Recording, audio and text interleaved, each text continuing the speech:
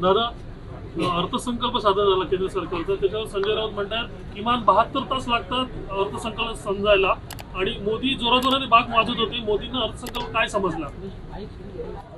मूर्ख माणूस आहे. 10 वर्ष ते पंतप्रधान आहे भारत देशाची. त्यांनी जागतिक अर्थव्यवस्थेने भारताला 2014 मध्ये जो भारत 14व्या क्रमांकावर होता तो 5व्या क्रमांकावर आणला. अर्थव्यवस्था कळल्याशिवाय काय? एका बंद खोलीत बसून टीका करणं या पलीकडे संजय राऊतला टीका करणं, निंदा नालस्ती करणं हा त्याचा गुण आहे. त्यामुळे त्याच्या कुठल्या वाक्याची टीकेची दखल घेऊ नये असं मला वाटतं.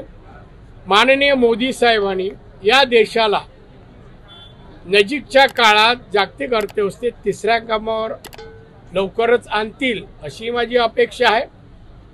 आणि त्यामुळे मोदींमुळेच हा भारत विकसित भारत म्हणून नावारूपाला येणार आहे आणि याची मला खात्री आहे. त्यामुळे संजय राऊत याच्यासारख्या माणसाने अशा विषयावर बोलू नये. तो विषय त्याचा नाही.